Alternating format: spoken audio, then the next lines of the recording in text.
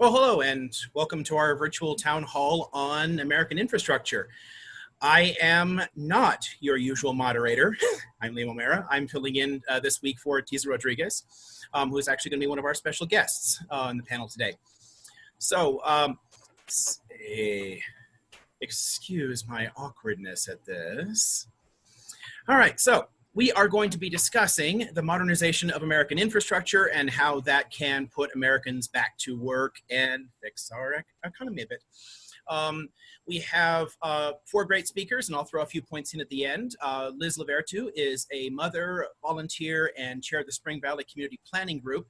She's been an active volunteer in her community for over 20 years. She is running for state assembly to advocate for working families and pushing for policies that will help shape our education, healthcare, and environment. The 71st Assembly District is East County, San Diego, Idlewild, Anza, Valley Vista, Sage, and more.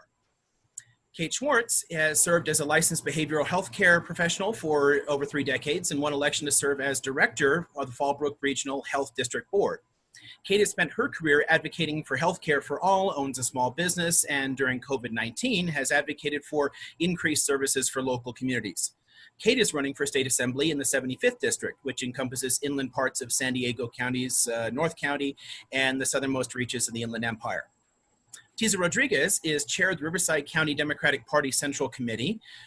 She has a Bachelor in Arts and an Emerge alum, and she is the Associate Environmental Planner at the California Department of Transportation for San Bernardino and Riverside counties. Tisa is an active volunteer in her community, has been a CDP delegate in the 61st Assembly District, corresponding secretary for the CDP Disabilities Caucus, and a member leader and union steward for SEIU Local 1000 and vice president of WDC PAC.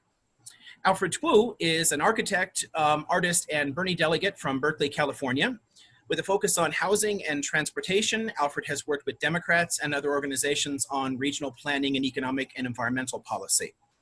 And Liam O'Mara, filling in as your moderator, is a history professor from a working class background and has worked as a union longshoreman, a union fry cook, and computer nerd, and later took on way too much student debt to finish a PhD. I've now taught in colleges for 13 years and focus on the history of ideas. I'm the Democratic nominee for U.S. Congress in the 42nd Congressional District in Southwest Riverside County. So Liz is going to start off our conversation today, so I'm going to pass it over to her. Thank you so much, Liam. Hi, everyone. I am up in the mountains in a cabin for the weekend, which is really exciting. So I hope the internet is not too spotty as we converse today. So for decades, the California infrastructure has been neglected. And as history has shown us, one of the fastest ways to recover from an economic recession or depression is to invest back into the communities and into the people through infrastructure projects. So what we're proposing here today, and everybody will take a little piece of their passion points, is that we work to invest our money into projects to modernize our infrastructure. In my opinion, our focus should be based off of project readiness to get the people back to work as quickly as possible. And picking projects have the least negative impact on our environment as well is going to be crucial as we try to reach our climate action goals as a state. And then also looking at which projects are higher priority. When people think of infrastructure, a lot of times they think of just roads and bridges, which roads and bridges are very important, don't get me wrong, but infrastructure refers to a lot more than just roads and bridges. You know, we're looking at our energy system, we're looking at our internet, we're looking at our outdated buildings, we're looking at our water. Like many organizations over the last few months with COVID hitting have been asking the federal government to bring tax dollars through CARES Act money or COVID relief money to our state to invest in the infrastructure, because all these organizations know that we need to get people back to work sooner rather than later, and this will be a great way to do it. So when and if we receive these funds that we are hoping for, we're going to hopefully focus on laying the foundation for a healthier economy, which includes a strong infrastructure. Some of the items in my district, in the 71st Assembly District, and if you live there too, some of the projects that I would like to see funded first Some of our buildings in our community, there's a school in Spring Valley where half of the building, the campus is condemned. They're only allowed to use half of the campus. There's only one bathroom for all of those students because the other half of the campus they can't get into. These are things that, even without, being COVID and needing to bring people back into the workforce to help our economy, we should be focused on as a state is ensuring that our children have a safe place to learn. Another thing that I would like us to focus on is a state-of-the-art behavioral and mental health facility in East County, San Diego. We have limited access to mental and behavioral health. I know this firsthand with trying to find providers for my family members. So if we were to create one in East County, not only would it create jobs right away for people in the building industry, but it will create about 250 jobs in the healthcare industry, which will be great paying jobs for the community members in East County. Other things is making sure that everybody has access to internet. As our schools went to social, distance learning early this year, a lot of us realized that not all kids have access to the internet.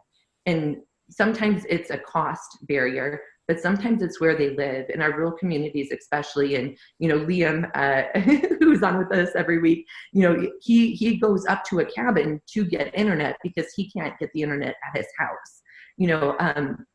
There's a lot of people who are, facing these barriers to information and to education, and we need to solve that, as a state. So, these are some of the things that I think we should be focused on. And when we look at the shovel-ready projects, we have to imagine how many tens of millions of dollars we already invested into these projects to get them shovel-ready. From the planning, from the environmental studies, and more, we've already put an investment there. We just need a little bit more investment to put people to work. So I hope that you guys support modernizing our infrastructure and helping us get out of the economy that we're facing right now. Thank you.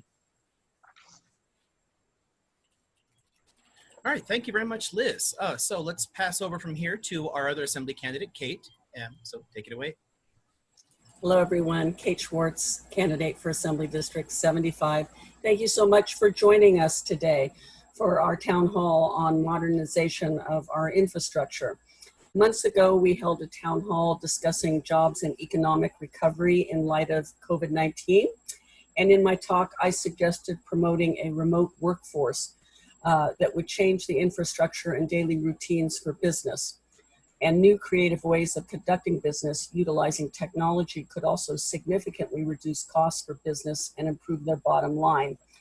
And with employees working from home regularly, expensive business overhead and infrastructure could be reduced. Less need for many industries to utilize large buildings for office space, parking, less administrative costs. And what could we repurpose the unnecessary office space for? How about affordable housing units? Currently in the state Senate, Senate Pro Tempore Tony Atkins has introduced legislation with a 6-point plan to increase our affordable housing stock, building in incentives to market rate developers to include more low-income units in their projects. It allows developers to build taller and denser if they charge lower market rates, below market rates.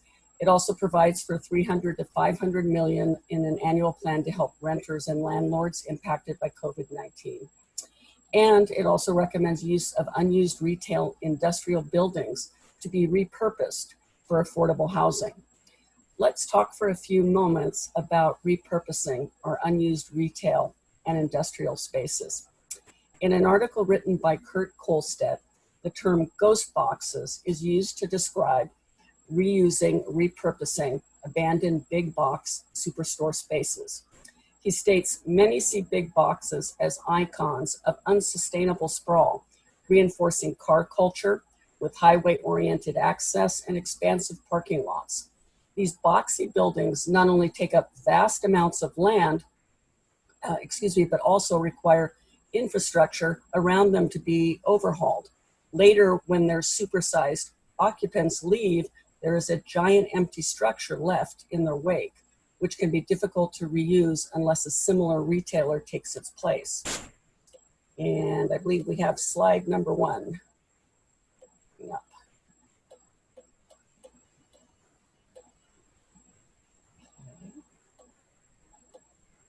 And I don't know if the audience can see it, but we have a slide of a public library.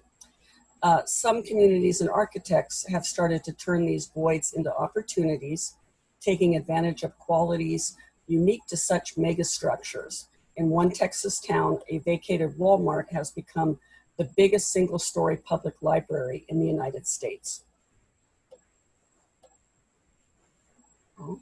And the next two slides, please, which show that old vacant building, thank you, and then the new repurposed structure.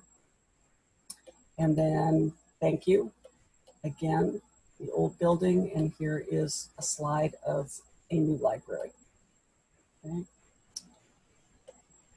The Big Box Reuse book by MIT Press talks about the footprint of a big box store extends beyond the space occupied by the building or even the parking lot. In many cases, roads are widened, stoplights are put in, entire bypasses might be created. And Julia Christensen, author of The Big Box Reuse, states, so all of this invested infrastructure remains after the retailer leaves the building behind. The result is a great deal of embedded energy both in and around the big boxes, which in turn also creates a strong incentive for adaptive reuse. The question then becomes, what kinds of new programs are best suited to such huge spaces that when they're vacated? What new uses will take maximum advantage of not just the buildings, but also their parking lots and surrounding infrastructure? And next slide, please. Okay. After all, not every town needs or can support a library as large as the one in Texas.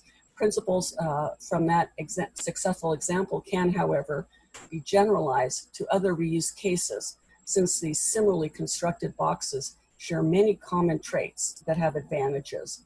Volume, very large buildings that can serve a large number of people simultaneously, openness, relatively open and flexible plans with high ceilings, their orientation, their linear alignment of lighting and structural bays, their lighting with less natural light needed, and their locations, the regional accessibility via major roads and or highways.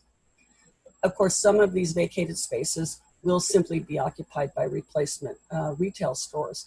Other reuses that can make use of the above traits, however, span a surprisingly wide spectrum.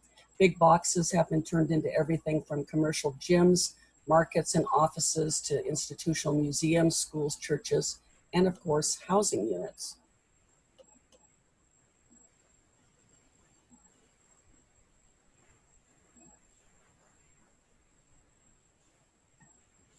And lest it seem like this phenomenon strictly is limited to rural locations, an IKEA in Burbank is currently being converted into a 765 unit apartment complex. The company has apparently outgrown their 242,000 square foot store built in 1990. And so now the local community will benefit from additional housing. Many current big box reuse projects are pragmatic, addressing immediate needs and reflecting the current conditions on the ground. Some design concepts have been proposed that go beyond present adaptations and reshape boxes more fundamentally. In 2008, the Washington Post brought together a team of artists, architects, and engineers to consider the question of big box reuse in general. The resulting proposals are more theoretical, but nonetheless rooted in reality and compelling in scope. The three examples below show a range of possibilities that draw inspiration from rural, suburban, as well as urban sources. And of course, you've been looking at one of the slides, which is a beautiful rendering of possibilities for useful box space. The above approach, and that was created by Esselkoff and Associates, leaves the box itself relatively intact and focuses on additions. New layers are provided for parking, farming, rainwater, and solar energy collection. The stacked box is then wrapped and essentially hidden in a layer of housing. So it is exceptionally efficient and creative, the uses. A solution proposed by Roger Lewis, author and emeritus professor of architecture at the University of Maryland, involves cutting up the boxes to create denser housing inside of them. Structurally, the design approach takes advantage of the relative ease with which sections and holes can be punched out and sliced, and superstore facades and roofs can be reutilized. And you're looking at some of those renderings. Lineberger and Daryl Levertu imagine leaving the boxes essentially alone, focusing instead on their parking lots. Superstore parking areas can be multiple times larger than the commercial spaces they service, creating an even bigger slate for redevelopment. In this design duo's lot-oriented scheme, the entire city blocks of mixed-use architecture emerge vertically from the empty asphalt. The new dense developments take on the role of replacement anchors and become walkable centers of attention and activity. Meanwhile, ground parking is replaced with vertical ramps, and remaining paved spaces between the new construction and the old boxes becomes public roadways. Furnished with fresh potential customers living right across the street, occupied boxes can be supported or also refilled, all thanks to the newly adjacent micro communities that they are able to create. Suburbia will inevitably morph over time, just as cities do, and not just the big box stores. Indoor and strip malls, office parks, and drive-through fast food chains will also grow into new uses fit for future generations. In many ways, these various suburban typologies are particularly well suited to adaptation. No one cares about what happens to unloved structures, making them perfect candidates for complete transformations. While no one likes to see a business fail, writes Ellen Dunham Jones and June Williamson, they are authors of Retrofitting Suburbia.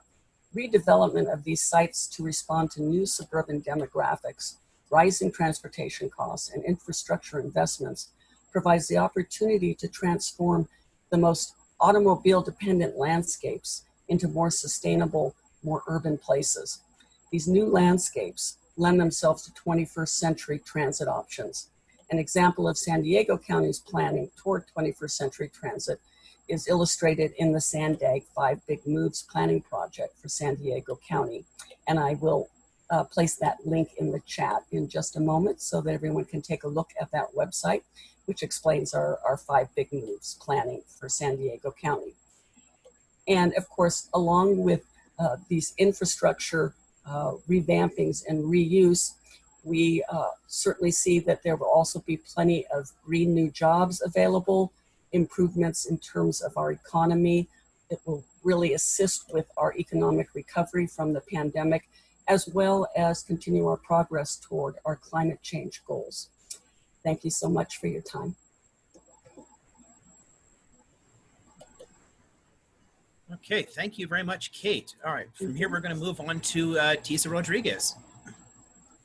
Hello, everyone. So I used to be an associate environmental planner at Caltrans before I left to get private sector money, and learned a whole lot more about a couple of different areas. But my passion is really in the nuts and bolts of what has been traditional transportation systems, and that would be roads and bridges. There's a whole lot of work that we're doing, that we've been doing for a lot of years. But here's the thing. The most exciting part about it is that the deep-seated need to change the way we think about infrastructure, what constitutes infrastructure, and how we think about ourselves and our lives, especially in the state of California, is directly tied to the idea of transportation.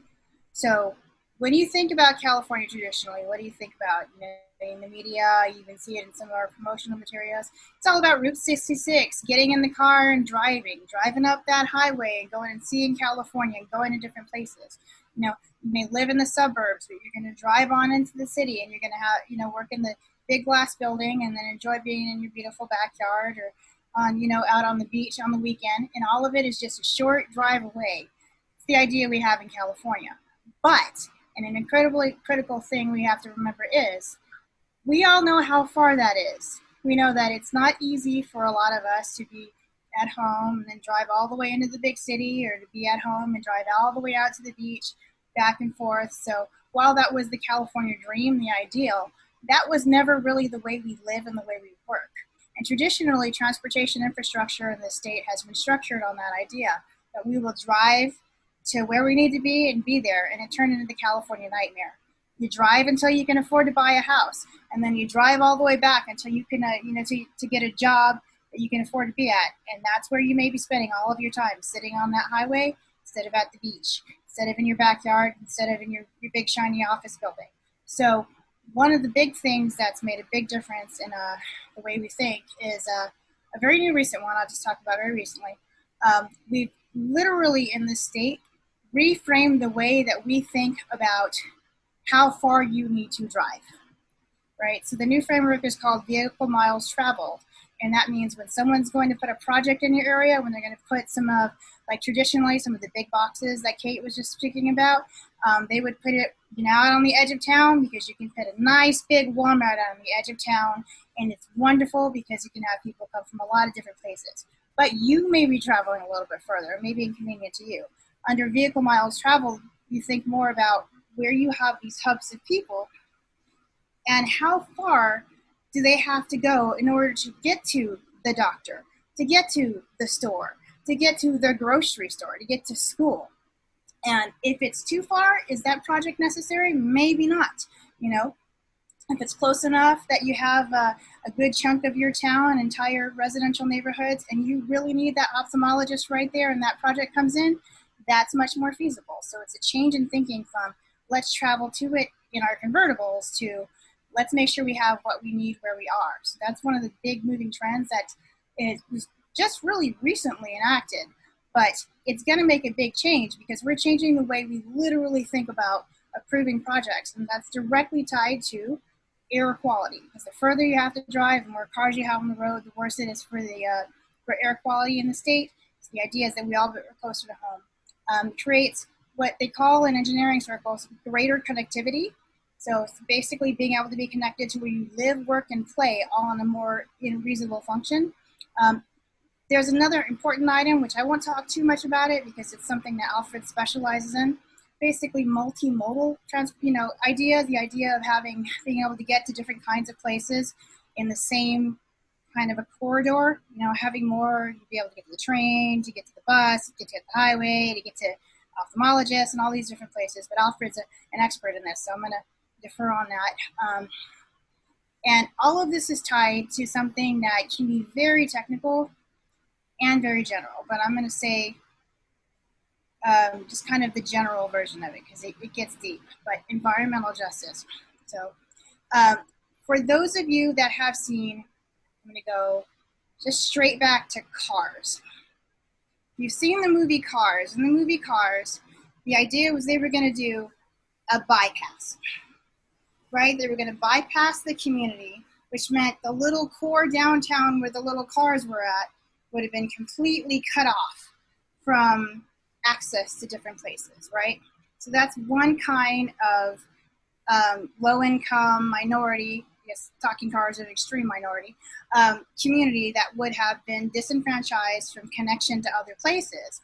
Another kind, it happens a lot in historic communities where they would just take the highway, just put it right through your community, right? So it would go right through a historic neighborhood or a historic downtown, and that just chokes off all the business, or splits up communities that have historically always been able to get to one another, and now you have a big ugly highway in the middle. So these are all issues that are critically important, and our thinking on them has changed so much that we put so much more energy into focusing on them now because you do not want to disrupt communities. That's a priority we have. That's the new thinking in California. We want to be able to be closer to home.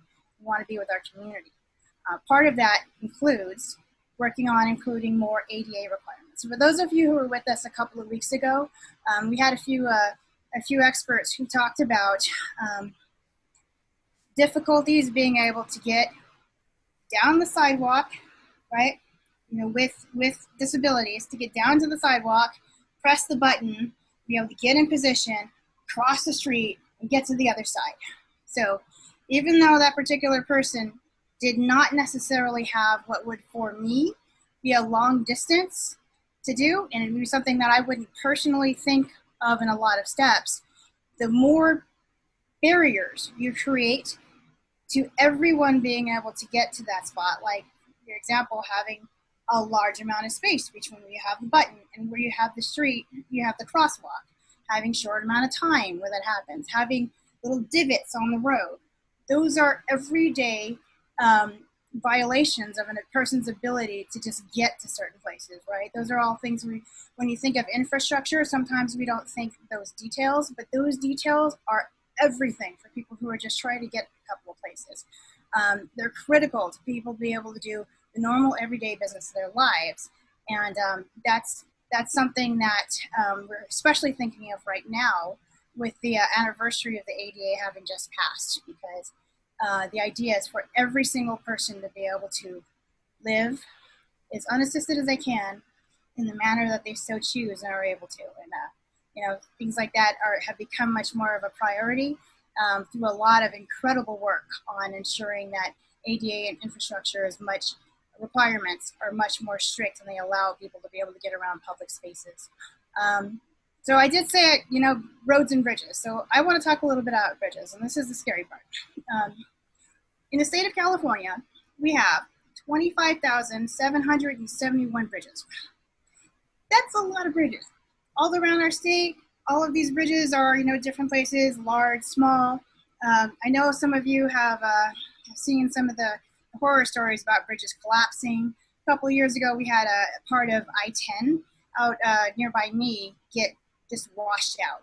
And that was it. And it was like, it was a part of I-10 that there was no way to have a bypass at all. And so when that bridge washed out in a storm, traffic had to get rerouted very, very long ways around it. And it was just a massive problem. So that's an example of bridge failure. So I'm going to break down just a little bit what roads and bridges, the conditions look like in this state specifically. So the American Society of Civil Engineers report card, according to them, about 6% of the bridges in California are what we call structurally deficient.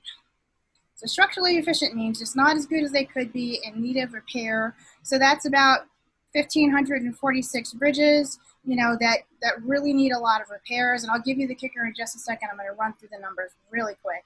But, and also 50% of bridges have exceeded their life design. So that means they were not designed to live for as long as they are functioning.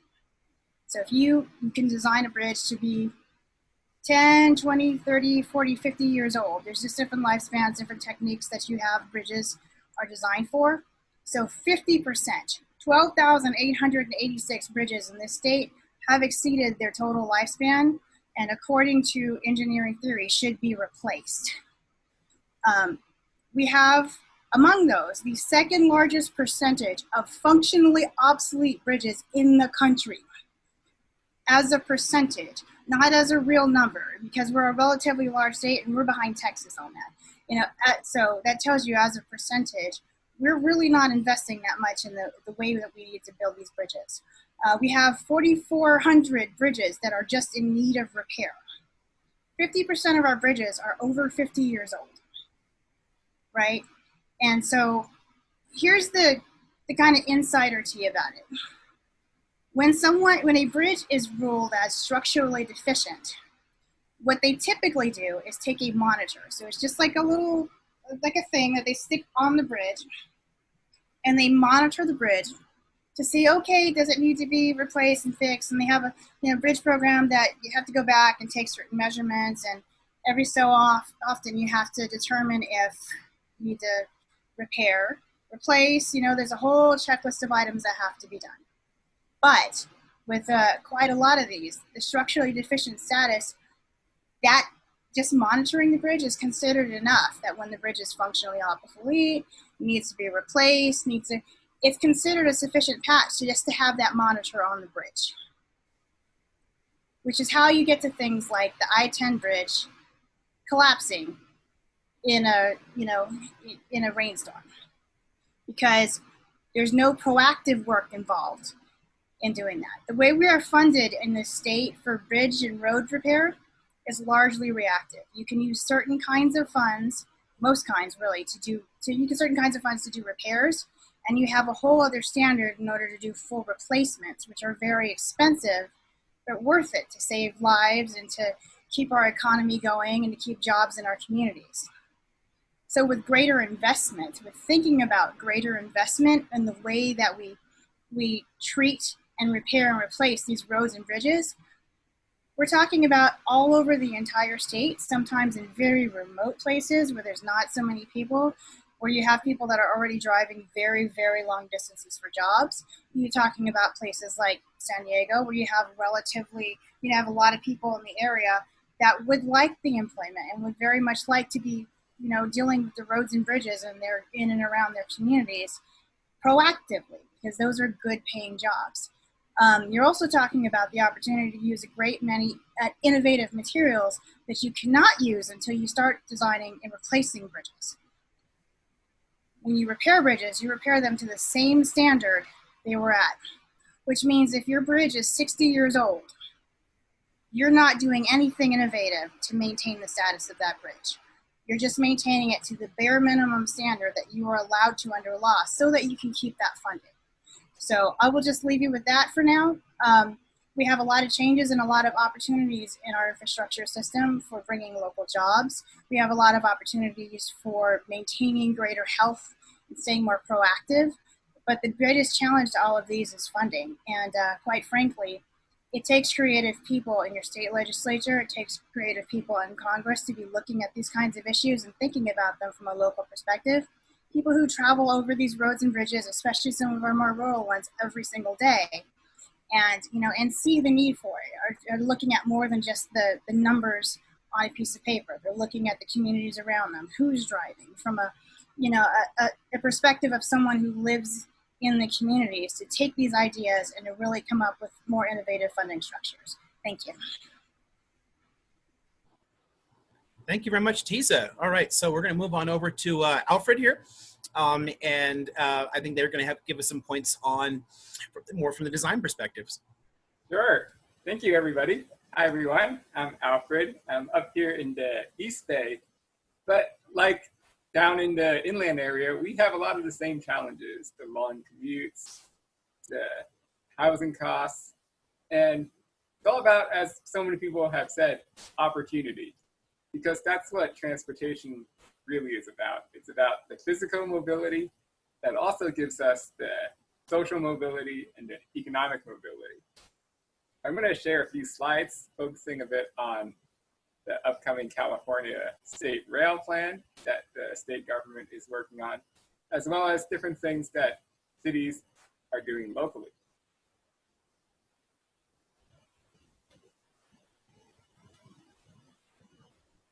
All right, so right now in California, we have this challenge where all the good jobs, all the opportunities, they're just concentrated in a handful of big cities on the coast, like Silicon Valley or downtown San Diego or LA.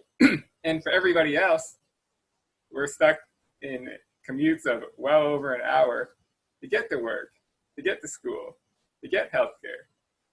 And even though more companies are discovering the benefits of remote work, going forward, it's not like people will be able to work hundreds of miles away from where their coworkers are. There will still be needs for meetings. And of course, there are also jobs where people need to be physically there, such as healthcare jobs. And so improving our transportation system to connect people to those opportunities is critical to solving some of our state's biggest challenges. And so on the right here on the screen, you can see the California State Rail Plan, the document from the State Department of Rail, and it talks about how, in addition to the high-speed rail system, which is a backbone linking the whole state, there will also be lots of local lines as well as bus connections that will get to every single town and city in California. So down here in the inland area, the two big hubs are going to be in Murrieta and in Escondido. And these will be stops on the high-speed rail line that goes between LA and San Diego. Escondido will tie in with the existing Sprinter train, which goes out to Oceanside. And as you can see in the larger network map, there's a combination of high-speed trains, express buses, commuter trains, and on top of all that, there will also be local buses and other transportation. To give a quick overview of the different types of transportation, you can think about it as the high-speed statewide, the regional, and the local. They each play a different role. The high-speed system is for those long trips where stations might stop every 15 to 100 miles apart. So it's fast. You might only have a few stops between where you're going and where you're getting on. And then within each metropolitan area, you'll have regional transportation. This is things like Metrolink or express buses.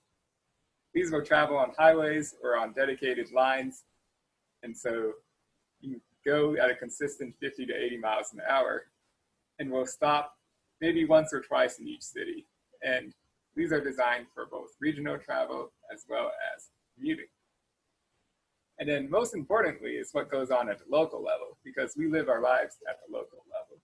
This is how we go to school, this is how we shop, this is how we meet our friends, and also how the vast majority of people get to work. Because most people don't live that far from where they work. And so, especially as we want to bring jobs closer to where people are living, the local level of transportation, which is both light rail, buses, as well as things such as bicycles and scooters, that is how the vast majority of trips will be made.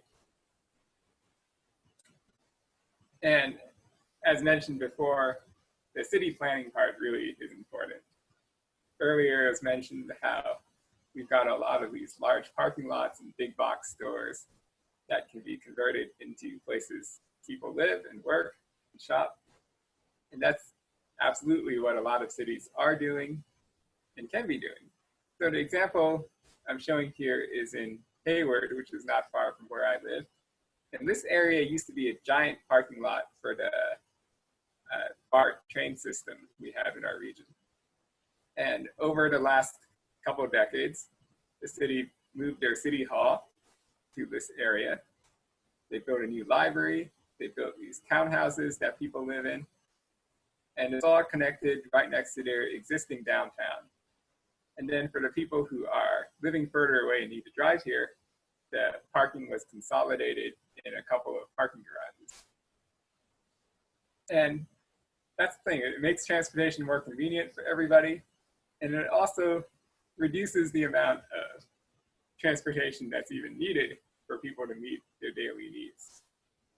And on the bottom left here, I've shown an example of how much space we need for housing, for offices, and for stores. And often we see with a lot of new development, we see a lot of housing being built. And the reason that there's so much housing being built is that housing just physically takes up more space. If you think about a one-bedroom apartment with 2 people in it, that's about 600 square feet for a basic one bedroom. Whereas an office space might be only a 8-foot by 8-foot cubicle. And then stores don't need much space at all because they serve lots of people over the course of a day. And so when we are building these new mixed-use communities, even though they will be a mix of retail, workplaces, and homes, most of the space will be taken up by the housing. And that's okay, because one of the great things about housing is it doesn't need to be on the ground floor. In fact, it's often nicer and quieter when you're a couple floors up. And so we see a lot of these buildings where the stores are right at the front of the building. There might be offices in the back, and then apartments on top. And then as we are also building out our infrastructure, we also do want to be responsible with the public money and keep costs affordable. And the key to doing that is avoiding these oversized spaces, reusing existing facilities wherever possible, and taking advantage of the relatively friendly California climate and having open air stations. So I'm showing you two examples from San Jose that are both proposed right now. On the left is the proposed BART subway station. And you can see that clearly this is a very expensive and very over-designed building where people have to first take elevators down about 10 floors into this giant ticket hall that's, you could probably fit about 100 houses in that. And then they have to walk over through this other tunnel and then take another elevator down before they get to the train platform. It's a lot of steps and it's a lot of cost. But meanwhile, for the high-speed rail system, one of the simpler options they're looking at is they've got an existing train station there that serves commuter trains that go to San Francisco and Gilroy. And the high-speed trains could just use a couple more tracks off to the side. And that way you only need to go up one elevator, across and back down, and you're right there. And the cost difference here between the station on the left and the station on the right is maybe a factor of 100 times. So these are important things to consider as we are building our infrastructure, is making sure we don't spend more than we actually need to get the function out of it. I know sometimes some politicians like to build these grand structures that look really impressive that they can stand in front of for the ribbon cutting. Personally, I feel it's much more economical to build these more modest structures.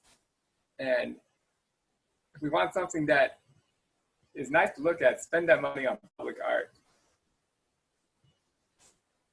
And then, of course, there's also the question of how do we get some of these funding? And public banks are one possible way we do this. And what a public bank is it's a bank that's owned by the government that when the taxes are collected, it can go into this public bank and be loaned out for infrastructure, for affordable housing, for supporting local businesses. So that keeps the money within our communities instead of going into profits for the large corporations. All right, I think that sums it up.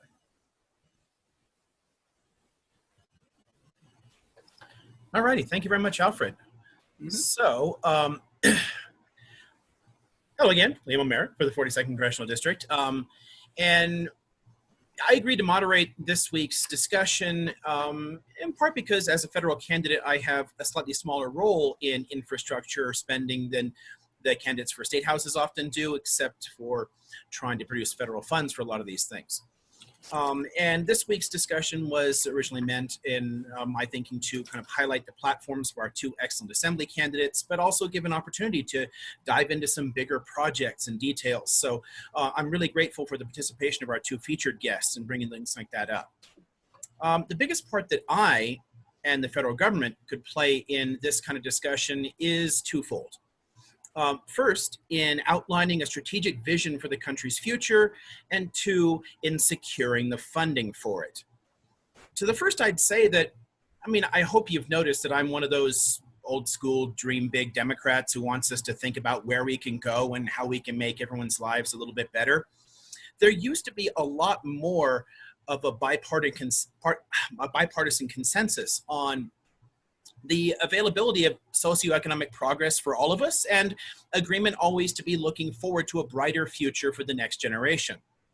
From Harry Truman's call for a national health insurance system in the 1944 election, to Dwight Eisenhower's ambitious national highway system, to Kennedy's pledge to put a man on the moon, we as Americans used to know that we could reach for the stars and succeed. As late as Ronald Reagan's election, it was still common in American rhetoric to talk about what we could accomplish together. But our politics in more recent decades have grown a bit more cynical and less ambitious. with Democrats and Republicans alike, often complaining, oh, we can't do that, or oh, that's too expensive, or oh, people should just be grateful for what they have. And I think that it's past time we stopped settling for the crumbs of a broken American dream. I think the time has come for a second New Deal. And this is where the federal government can really help. If we can start pushing for real progress again for Americans and lay out the funding for it all across this great country, we could be building and growing again, not falling farther and farther behind. And with national infrastructure rated at a D and our living standards down to 17th in the world and falling, spending on infrastructure is crucial to our continued success as a country. And not only that, the threat of global warming to our lives and health offer a great opportunity for investment in green energy throughout our sun-blessed region. For those who've been following us lately, in the last 2 weeks, we've had town halls on the Green New Deal and seen that it involves an actual New Deal investment in Americans, and a town hall on modern monetary theory. So we know exactly how we can pay for this and help put America back to work. And for anyone who's been watching this real collapse in our economy in the last few decades, you know how desperately we need to do just that. I mean, just looking at what's happened because of this pandemic, I mean, building on the deterioration after 40 years of neoliberalism and cutting off investment in so many vital areas, you know, not letting it keep up with our needs. Just the collapse here in the second quarter of this year, GDP shrank by 33%. We are in a literal depression right now. And if the Great Depression taught us anything, it was that the economy needed consumer spending to avoid slipping into one in the first place, and it needed massive federal stimulus to get us out. So to close up my little brief segment here, I want to endorse the plans and thoughts outlined by all of our guests today and thank them for coming in to contribute to these discussions and make the point that we have to start investing in Americans again if we want both to recover from this current pandemic-fueled depression and create a better world for tomorrow. So let's move into the question segment. That should be fun. I never get to do this. This is so exciting. All right, so let's see. We heard earlier about shovel-ready projects. And these are the things that, you know, I'd be trying to push funding for and to support, you know. Could our state candidates perhaps discuss what the term really means and what makes a project shovel-ready? I can touch on that. So there's a process that happens, you know, in our county where they look at different projects and they go through a design phase, and then they look at CEQA and do environmental studies. Oftentimes, they also need to do utilities movements if there's utilities in the area, as well as sometimes acquire some land as well. So that, you know, that process is, you know, takes tens of millions. For instance, the missing connector of the 94-125 interchange project, which, you know, is near Spring Valley in La Mesa. That missing connector creates, you know, major traffic impacts. There's been deaths in the area, and it's a very unsafe commute, you know. So we're not going to be shovel ready until the summer of 2022 on that project, but already we have spent close to $30 million for the design phase of it to make sure that it's all, you know, designed perfectly with safety in mind for utilities movement and for land acquisition. So once all of that happens and everything's set, then the project is shovel ready. Oftentimes projects that they're shovel ready and never get built. So we've thrown, you know, your taxpayer, my taxpayer money away, tens of millions of dollars for projects that never happen. So we need to make sure that we can get those federal dollars from Liam and bring that money back into the community for those projects. Everybody who's in East County knows that the 67 is one of the, you know, projects that is, you know, nearing or probably at shovel ready at this point. And we can get people to work working on those projects to make our roadways safer and bridges.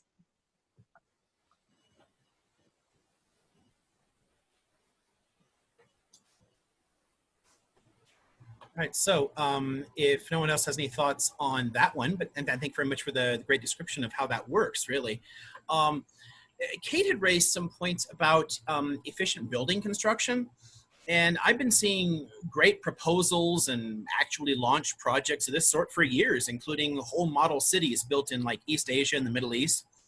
The technologies exist, the production would create new jobs and invigorate the economy, and we could all live better, but how can we inspire American voters to support projects like this here?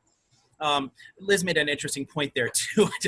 I can't help pointing out that you guys know that California pays more into the federal budget than it gets back out, right? You know, it'd be nice to get some more of that tax money back here to do good things for the people of California. But how in general can we inspire American voters to support big projects like this? I can take that for a moment, Liam. And I think that, you know, education is important, and looking at how our taxes are spent, as you just mentioned, as well as looking at the costs and the expenses of continuing functioning in the same old way we have been, when utilizing, you know, 1950s style infrastructure rather than moving forward into the future, into 21st century infrastructure. And I think that Tisa made a very good point as well when she talked about the current conditions of much of our road and bridge infrastructure. And without even hearing numbers, we can all imagine just how expensive that would be to completely rehabilitate all of that. I instead would be in favor of moving in the direction that Alfred was discussing, in terms of us turning our societies into more mass transit, public transit focused societies, and that we begin to look to those solutions for the movement throughout our regions that we need, whether it be our daily local commutes again, or you know, shopping, all of those local community needs. Tisa also talked about this, how we need to recreate the infrastructure to be closer to our communities, and that we can have our needs met very closely within our housing and community-wide, rather than having to get on those freeways, use those freeways and bridges to get things done that we need to do. I mentioned remote workforce, and I'm very much a proponent of that. Obviously, there are many essential workers who need to be at work sites, and we're very aware of that. But if we think about the number of workers who simply leave their home, go to another space to do the same work they could be doing at home, and how much traffic congestion that causes, as well as you know, vehicle miles traveled and greenhouse gases, all of that could be easily reduced by rethinking our world of work as well, and really giving reconsideration to that. Today, we have the technology to be able to do it. That wasn't the case in the past. So we need to move forward with our technology and really begin to think in terms that are more futuristic. And as you mentioned, Liam, looking at examples in many other countries, how they are able to do it, you know, with wonderful mass transit systems and public transit systems, and also rethinking the expense of every individual household needing to own multiple vehicles. We haven't talked about that yet, and just how expensive that is. So I think that all of these expenditures need to be considered, you know, when discussing, well, it would be too expensive now to update our infrastructure. Let's just go ahead and repair all the bridges and the roads. No, that would actually not be the ideal solution. And I wanted to mention, in terms of vehicle use, let me just get to the right spot that I have here on my document. And the expense that we all undergo in maintaining individual vehicles throughout our lifetimes. I mean, it is enormous, the expense that these private vehicles all cost us and that we utilize for our lifetimes, rather than the simplicity of developing efficient systems. And Tisa had also mentioned needing to create multi-use corridors. And that is included in the San Diego County 5 Big Moves plan, with the idea of, instead of roadways simply being utilized for vehicle transportation, that mass transit would be included on that same corridor, as well as alternative optional types of transportation for more local use. So again, making better and more efficient use of our roadways as well. But you know, our car culture depends on our city planning and housing development culture.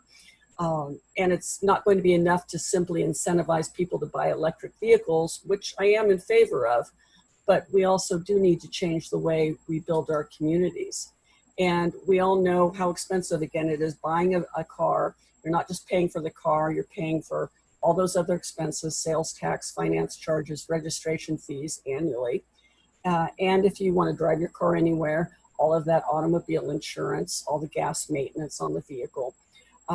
Somebody who is on a fixed income due to disability or retirement, that is really a huge expense for them.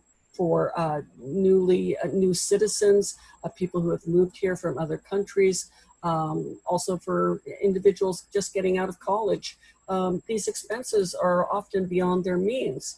And also for many of our constituents who simply live at the poverty level, or certainly below a medium income level.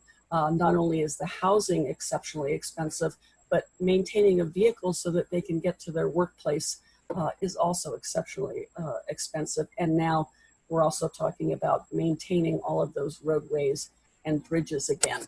So I just wanted to address that in terms of the backward thinking that I think we've been utilizing in terms of, oh, well, how are we going to fix our roadways? No, let's move forward. Let's reconsider how we can truly, truly move forward in our transportation and housing infrastructure and move into the future instead of staying with the past. I have some thoughts. So the core purposes, in addition to protecting our environment, of the National Environmental Policy Act and the California Environmental Protection Act is to provide transparency. That at the crux of it, if a project is incredibly damaging to the environment and they have no way of resolving it, but they still have to build it, they still have to tell you what it is and how it's going to be built. If they have ways of being able to construct the project and, you know, avoid, minimize, they still have to disclose. So there's a couple of things built in, especially when you're talking about some of these larger, these really large projects that enable us to drive even further and further and further away to go to the same jobs, right? Is you have opportunities, generally speaking, for public hearings, right? But what typically happens with a lot of these public hearings? It's at 10 o'clock on a weekday, after you have to get on the road and drive from Riverside to Montclair to go to your job. And now if you want to make a comment, you have to somehow come all the way back and get to the public hearing at 10 a.m. or miss work or something like that, right? Just incredible things that create more issues. Or you're looking for an email address. You send somebody an email. Sometimes they get it, sometimes they don't. There's always a process built in that's supposed to be plain language, like one specific designated email address you can send all your comments into. You have the right of expectation in order to get answers back, find out if something is really good or bad, if it's really serving your community, if you really want to know about it. And you have a right to know exactly what a project really does. The more we rely on these tools to explain to us exactly what the projects are being proposed to do in our neighborhood, exactly how they affect us, exactly how they benefit us, and exactly how we're going to get there, the better it is for all of us. But under these requirements, the biggest thing we still have to do is empower ourselves. So there's a number of different organizations out there that you can go to, and you know they give you their analysis in more plain language, even more than the law requires, as to what it is and where it is in your community.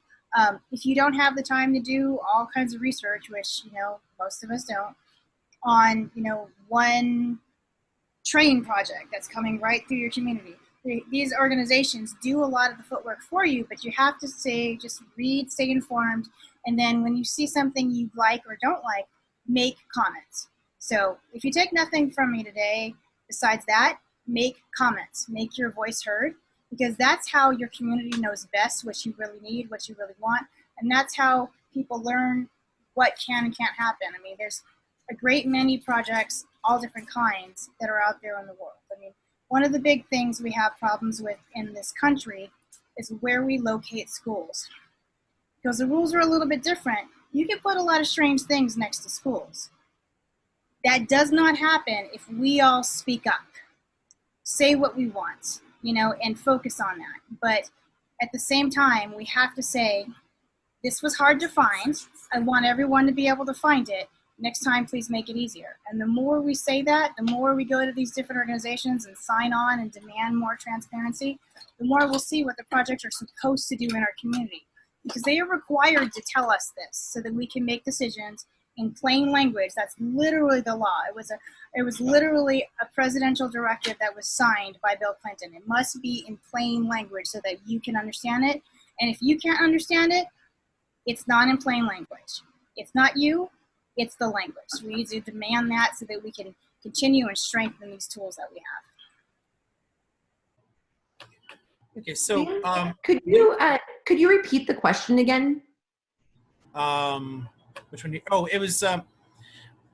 It was more a matter of like how we can inspire people to support projects like this. And I was going to like dive in a little bit more with that and talking a bit specifically about the public transit, freeways and whatnot there. But if you've got a thought on how we can inspire voters to these kind of projects. Well, I think like inspiration comes from our country of us always wanting to be the best. The United States of America, we strive to be the best. I mean, Trump himself, he wants to make America great again. I don't personally think that it's working out so well, but I mean, that is a goal. I do want America to be great. That is something I want. And when you look at like the studies and everything, the United States is 30 years behind its global counterparts when it comes to infrastructure. We're 30 years behind. We haven't like implemented like the fourth industrial revolution into the way we build our infrastructure. You look at China and they'll tear down a bridge in less than 24 hours and have the brand new bridge built in 19 hours. They have all of this technology and all of this like advanced, practices of how they build. And we just haven't got there yet as a country. We haven't been pushing, for infrastructure. All of our money goes to war, and outside of our country, and we forget to invest money inside our country as well. And I think, as citizens of the United States or residents of the United States, we need to let our, federal government know, give our local areas more of our tax dollars back. Let's start investing again. Let's make sure our transportation is safe, easy, reliable, environmentally friendly. Let's make sure we have affordable housing and the basics that we need as a country to strive and to grow. My thoughts. And then Alfred, you had something on this one as well? Sure. This comes up a lot about how do we inspire people? And I feel how every project, every statewide plan, it all begins with a couple of example projects. These are usually first of a kind in the region, and what it allows is, number one, it allows the public and it allows the elected officials to have an example of saying, look, this worked. This has made our lives so much better. It's created all these opportunities. And then it's important to keep building on that, because when you do a project, you hire people, they gain these skills, people start businesses that do the construction. And it's important to keep going so that there's always another project that's next. So I feel one of the reasons we've had some challenges with the high-speed rail project in California is it's the first one. Everybody's learning. It's always going to be hardest the first time. But that doesn't mean we should give up. It means we should keep going, because each additional station, each additional section of line will become cheaper to build as people gain those skills. So start small, but keep going.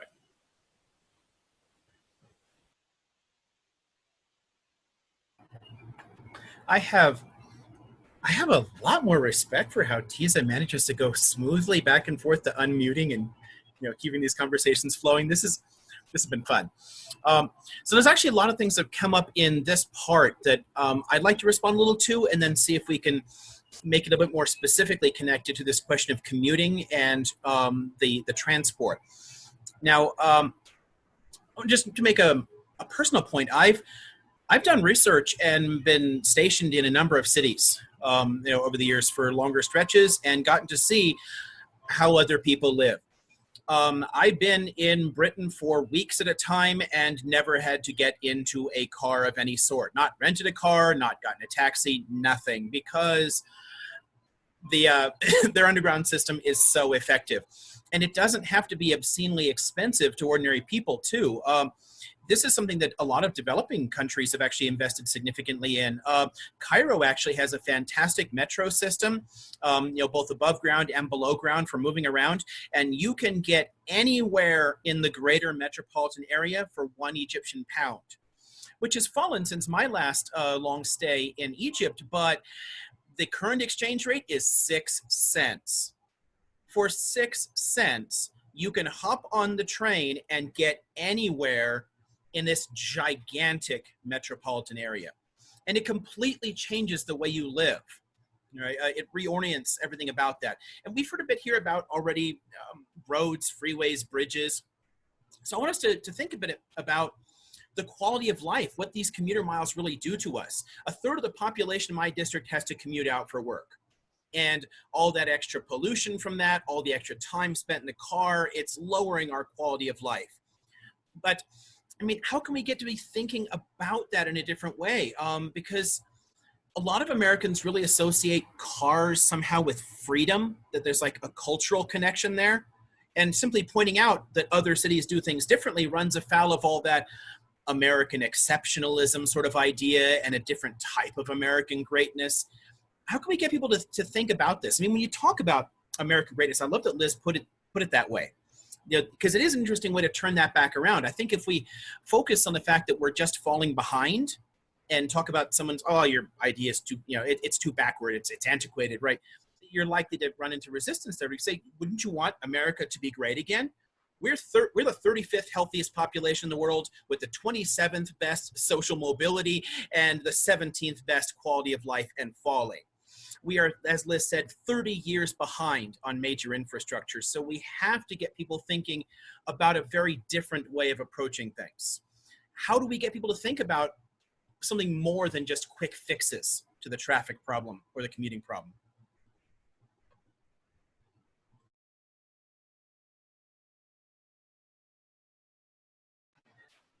So, oh, did someone else want to go? Okay. So here's the thing: is there's kind of different approaches you can take to it. In a lot of ways, the gravity of what these quick fixes are doing to our system is rather scary, which is why you don't really see a lot of people talking about like what bridge shoring looks like.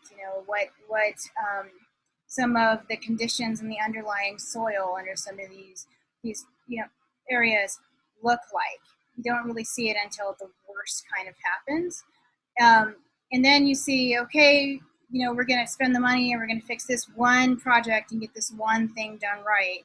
And when you're doing something once well, it costs a whole lot more money than to do something well from the start, design it, maintain it, and have it, to a higher standard at the same time. So I think one thing we have to start with is something that Alfred was just talking about, and that's just doing something really well the first time and showing what the difference is.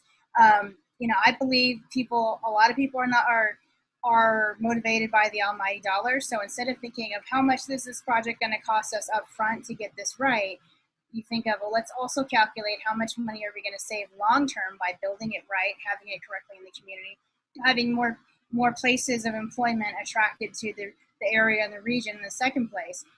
Let's think about what we really want a little bit longer term. That is part of the problem. The idea of this American exceptionalism is very much, what do I want right now?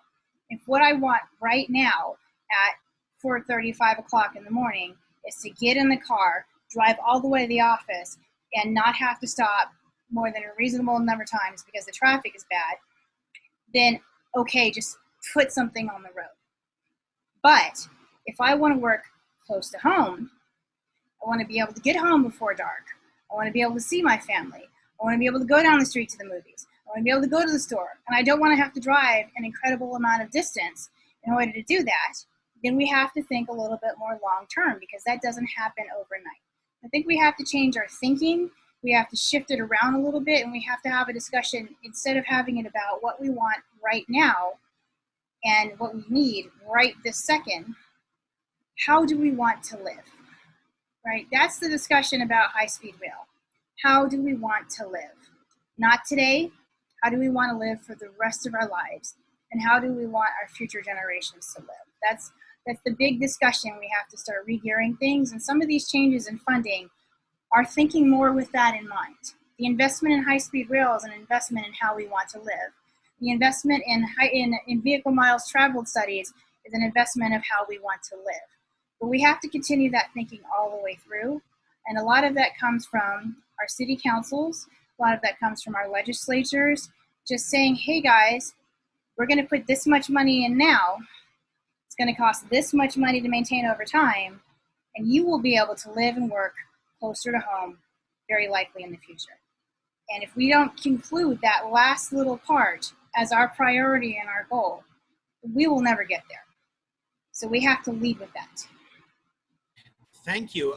The whole question of long-term thinking is such, I mean, this short-term focus, this like partial blindness is a huge pet peeve of mine. The incumbent in my district frequently crows, oh, I got some more federal money for a new off-ramp from the freeway or a new lane or something. And like, okay, yeah, you're slapping on a little Band-Aid that addresses that immediate question, the traffic is bad, what would make it a little bit better?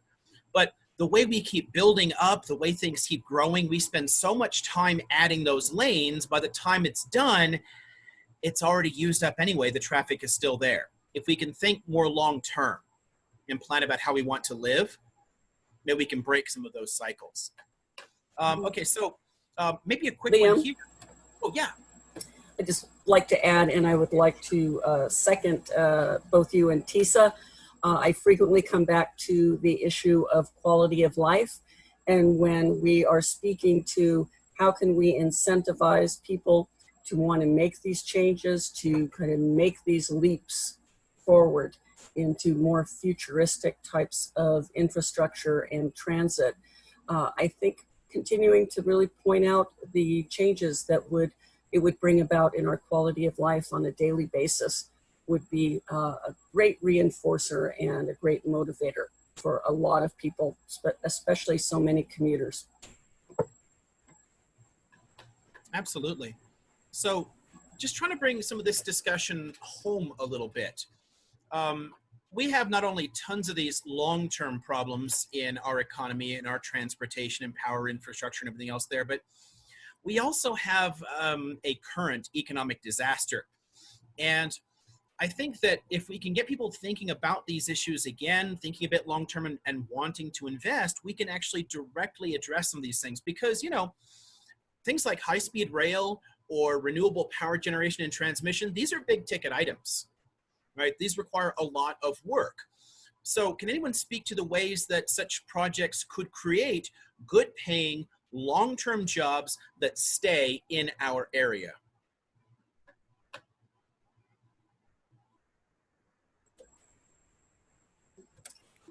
I can speak for just a moment on it, Liam, and of course, it would be creating new technologies, as Alfred was speaking to, and I think with new technologies, new green jobs would be made available and probably become very much desired and high in number, so that there would likely be a lot of jobs available in creating these new technologies and these newer infrastructure types. So I certainly don't doubt that this would add to the economy and to the economic recovery, as well as simultaneously moving us forward again toward our climate goal plans, toward the future that many of the younger generation would like to see and would like to see our generation begin working toward on their behalf.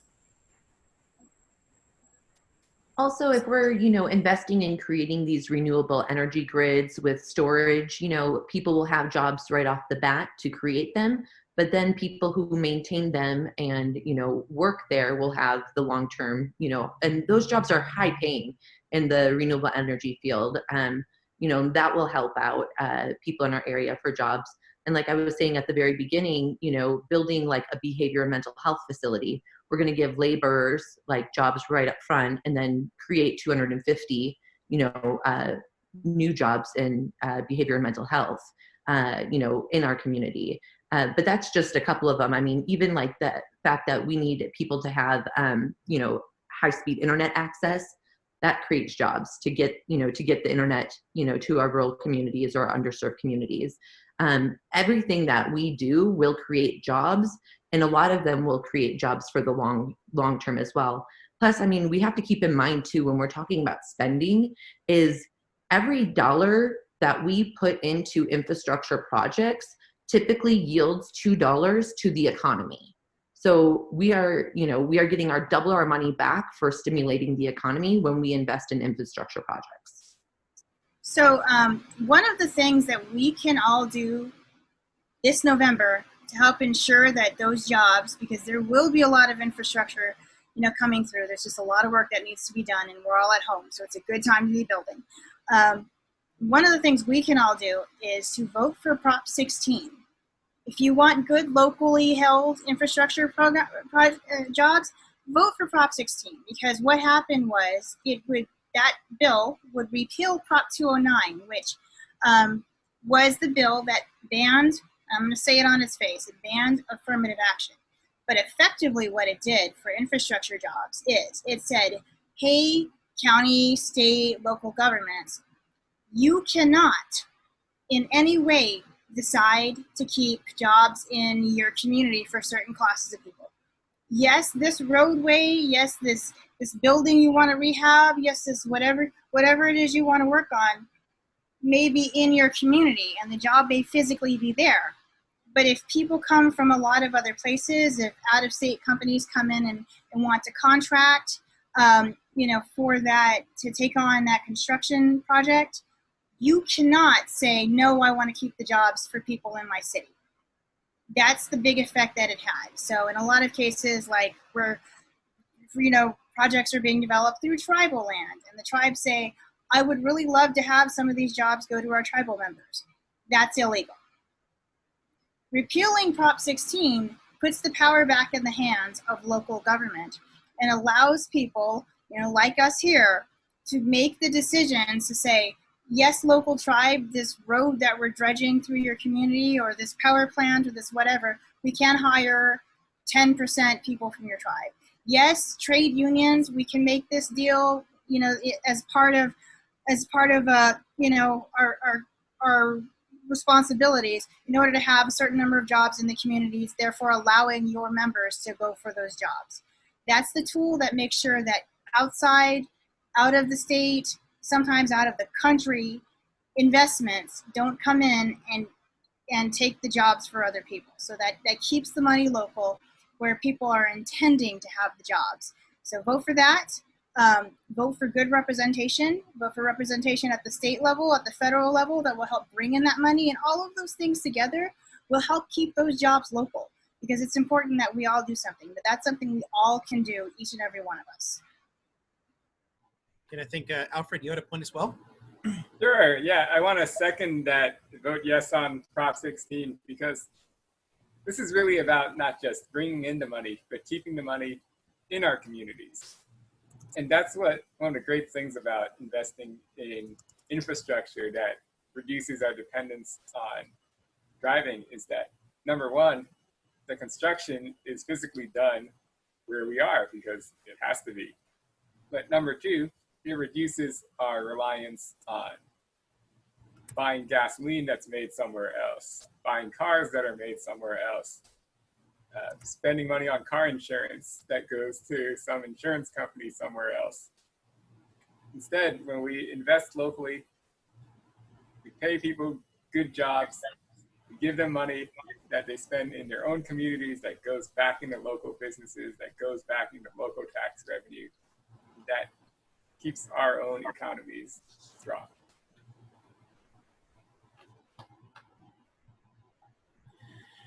Alrighty, so thank you everyone for your patience. We run a little bit long today, but sometimes we end up with really good discussions, and we've had a fantastic panel today. I think we've talked about some great ideas that we need to be thinking about.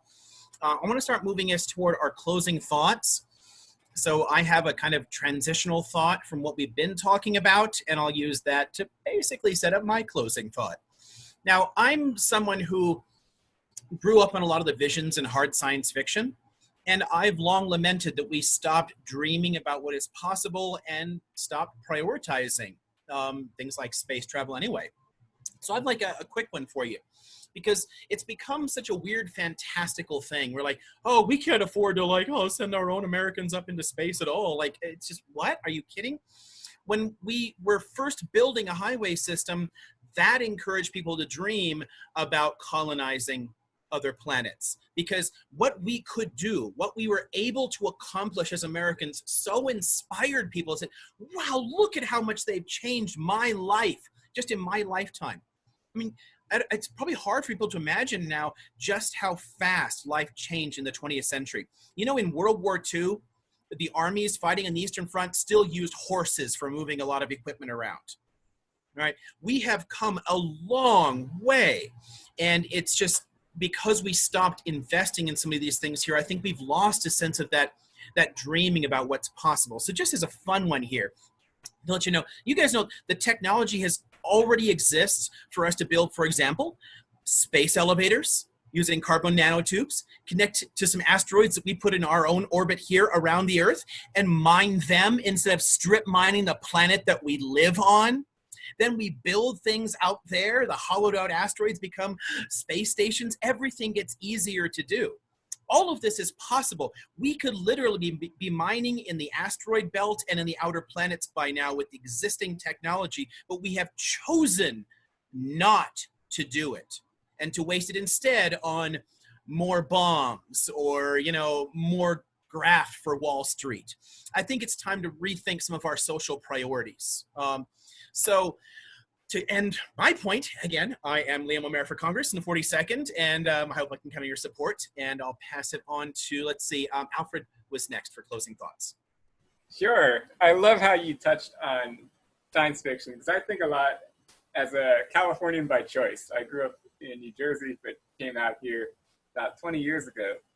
What sets California really apart from other places is other places, they have their myths and legends. But in California, we have science fiction because we always feel that out here, our best days are still ahead of us if we work for it.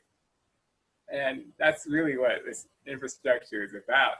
I mean, look at what we've done with communications technology in the last 20 years. I remember when computers weren't connected to each other, when you had to go to a phone that was mounted on a wall to make a call. And now here I am talking to all you people from all over the place in full video. There is no reason that we cannot make similar progress in other fields of technology if we put our heads together and invest in it. Thank you. Tisa, I believe you're next. All right, so thank you everyone for coming. There's a couple of things I really want to encourage you to do. Is number one, it looks like it's daunting, but it's not supposed to be. So just pay attention to when you're just driving along to your community and see the signs up coming soon or project notifications coming up. Or if you see them coming through, like some of the apps we have, like Nextdoor and all that, projects, or if you see it, just get something from your kid's school and you see that there's going to be a project and people want you to know about. Pay attention. Pay close attention, pay close attention and think about it with the priority of how you want to live, how you want your family to live, how you want your community to live, instead of whether something is going to be inconvenient. Because once we start thinking about projects that way and start making comments about them that way, then we encourage everyone else around us to start thinking more in that direction. Because the truth is, the point of infrastructure is for us to live well, for us to live as we intend, and for us to be able to make the most of the American dream. So let's make sure that can happen. You know, just making those comments. And then, of course, the easiest thing you can do, the number one easiest thing you can do is you're going to have in one ballot just a couple of lines. This November, you have the opportunity to make a whole lot of changes. You can vote for Prop 16. You can vote for great leadership. Your federal, state, and local levels. You can, you know, just by filling that out, sticking it back in the envelope, you don't even have to put postage on it. They take it without postage. But just by filling those things out, you can vote for people who are thinking in that same direction. How do I want to live in my community? What do I need to see, and what do I need to have nearby? Because these decisions that they make inform literally everything that we're doing, right? Literally everything. Critically important proposition to vote for. Schools and communities first. Puts money for these projects back in our communities so that we can have safe and healthy schools, and our kids can have what they need to have in order to be able to be successful. By thinking locally, thinking about how we want to live instead of how tired we are from the lives we are living instead, and voting accordingly, we can get towards that greater transportation system. We can get towards greater infrastructure.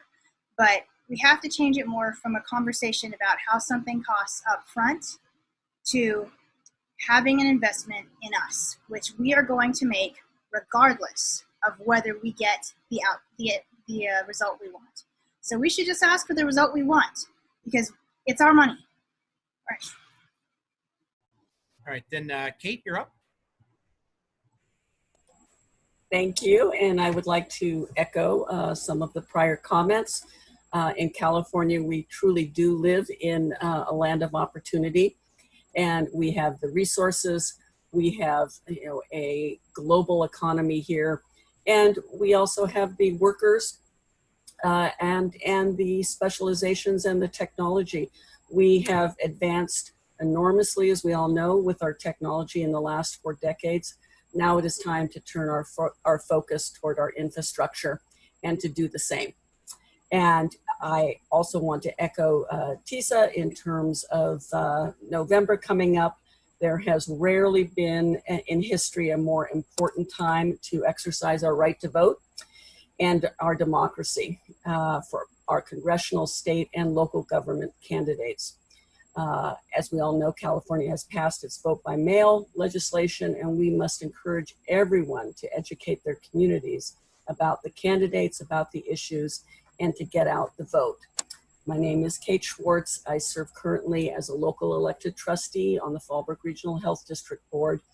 We have been working hard to support our local communities during COVID-19.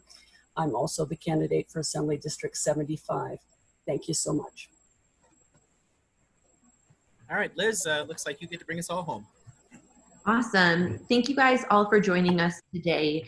I just want to reiterate, you know, things that were said during this that really hit home, which is, one, we need public banking. Right now there is a bill to give all of California public banking, which the investment and in interest that the bank will get, we can reinvest in our communities, which is huge. Also, yes, Prop 16, please vote yes on Prop 16 and on schools and communities first. These are all things that will lend us the ability to build more and take on more projects. We need to, as Tisa was saying, really figure out, what do we want our communities to look like? What do we want? What are our values? Do we value education and having safe schools? Do we value having access to healthcare? Do we value having public transit that is easy and accessible for all? Do we believe that everybody should have access to the internet and that that too is a basic human right at this point in our lives? We need to figure out what that is. What are our basic values? And we need to start investing in those projects right away, not only because we know it will strengthen and bring back our economy faster, by doing that, but also we are, as Tisa was saying, decades behind in our basic infrastructure, and we do need to start focusing on our homes and on our communities. So, please join with us in pushing every elected official in the coming years to start investing in us, because if we're not investing in us, then what are we even doing here? So thank you so much, and have a great weekend.